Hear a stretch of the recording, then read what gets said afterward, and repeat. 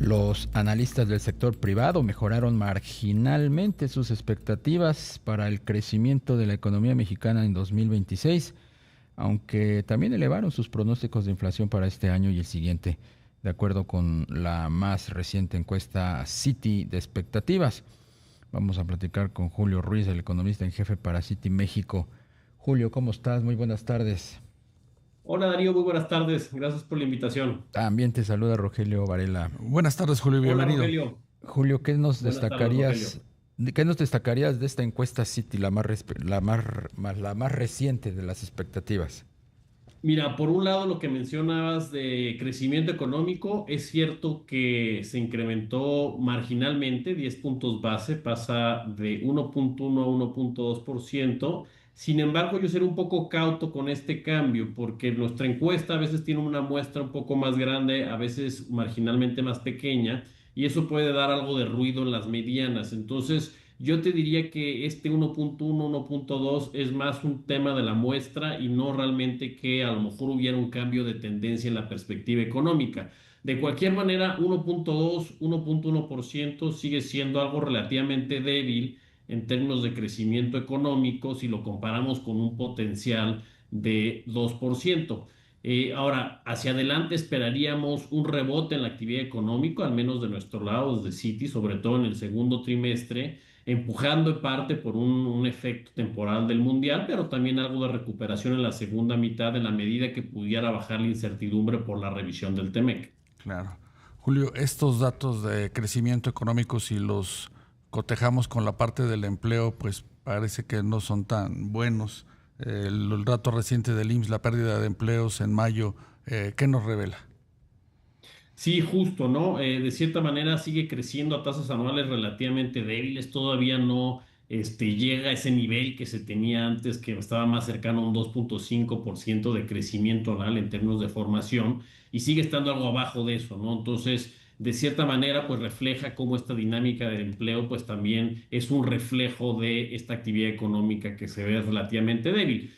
Un punto también importante es que el rebote pues se tiene que ver en el segundo trimestre, ¿no? Entonces, en la medida que sigan saliendo estos indicadores relativamente suaves, pues a lo mejor el rebote que todo el mundo está esperando en el segundo trimestre, pues pudiera ser más suave de lo que esperamos.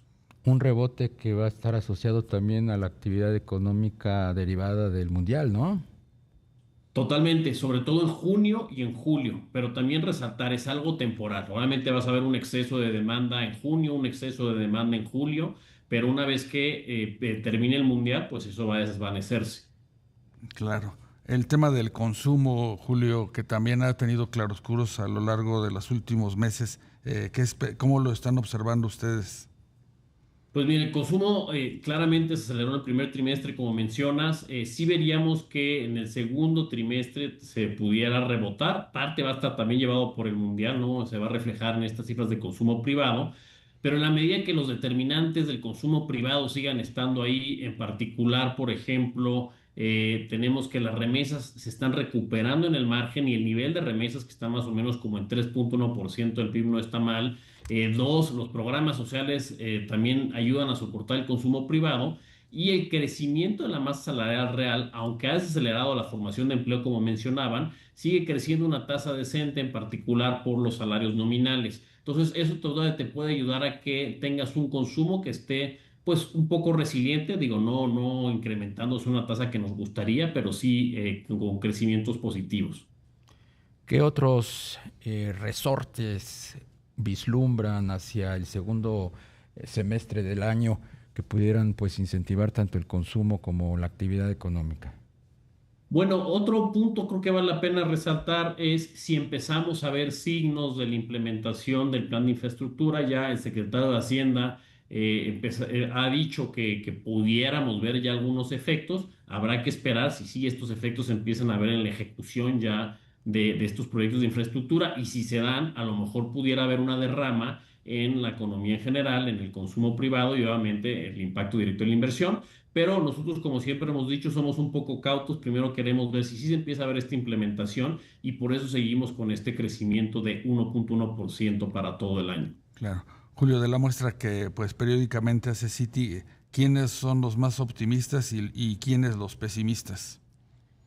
Bueno, mira, el más optimista, y digo, no, son varios, vamos, un grupo que tiene un máximo de 1.5%, que realmente no dista mucho de la mediana, ¿no? Es 1.2, 1.5%, pero sí podemos ver que del otro lado sí es algo bastante más alejado, un 0.7%, lo cual sería muy malo, ¿no? Porque sería crecer otra vez un segundo año con algo prácticamente abajo de 1%, ¿no? 0.7, 0.6%. La revisión del Tratado de Libre Comercio, que ya muchos anticipan, pues no se resolverá en el corto plazo, ¿no impacta en estas expectativas? Yo creo que debería, en la medida que se empiece a retrasar cada vez más y sobre todo que se empiece a retrasar más allá de 2026, yo creo que esta actitud de vamos a esperar y ver a qué se llega en el acuerdo, pues se va a reflejar en la recuperación de la inversión. Nosotros, por ejemplo, esperaríamos una recuperación mucho más notoria en el último trimestre de este año. Sin embargo, si se retrasa esta revisión del TEMEC, probablemente veamos esta recuperación más hacia la primera mitad del próximo año y obviamente eso se va a reflejar tanto en la tasa de crecimiento de este año como en la tasa de crecimiento del próximo año, ¿no? Que la tenemos en la mediana en 1.8%. Claro. Julio, en la parte de la inflación, ¿cuál es la expectativa ahora de los analistas consultados por Citi? Mira, prácticamente para este año va a ser muy difícil que veamos sobre todo una inflación subyacente abajo del 4%, obviamente por los efectos de IEPS, de bebidas azucaradas y también de cigarros. Por ejemplo, la mediana para final de este año de la subyacente está en 4.2%, la de inflación total en 4.35%. ¿Cuál es el riesgo hacia adelante en la inflación?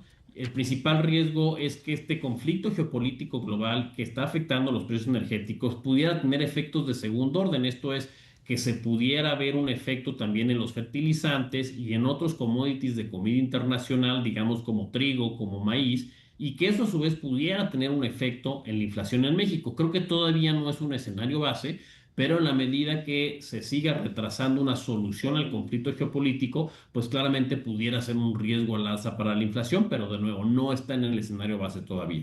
La, el Consejo Nacional Agropecuario ya empieza a observar inflación en los alimentos derivado precisamente del conflicto en el Medio Oriente.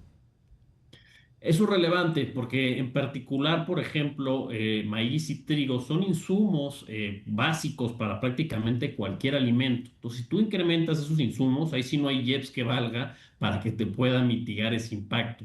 Y pudiéramos estar en una situación similar a la que vimos en 2022. Pero bueno, habrá que esperar si es algo generalizado. Al menos en los datos de inflación todavía no se está viendo algo de segundo orden, pero sí es un riesgo que pudiéramos enfrentar en algún momento en la segunda mitad del año. Claro. Y la parte, digamos que de los precios de los servicios ahí, ¿qué están esperando, Julio? En los servicios, yo creo que de cierta manera vamos a ver un movimiento prácticamente lateral con un bias a desacelerarse muy paulatinamente, ¿no? Si vemos, por ejemplo, cómo han estado creciendo los servicios, siguen creciendo una tasa alrededor del 4.6%. Nosotros creemos que hay dos factores que están de cierta manera haciendo esta aceleración de servicios relativamente lenta, a pesar de que tienes una actividad económica débil. Uno es el tema de los subíndices de restaurantes que siguen estando bastante presionados, Sí, pero dos, nos parece también que el incremento del salario mínimo es parte de por qué estamos viendo estas presiones en el lado de servicios. Sí esperaríamos que empezaran a desacelerar mucho más notoriamente hacia final del año, más cercano a 3.7%, pero de nuevo sigue siendo una desaceleración relativamente paulatina. Julio Ruiz, economista en jefe para Citi México. Muchas gracias por la entrevista. Gracias, buenas tardes, saludos. Igualmente, buenas tardes.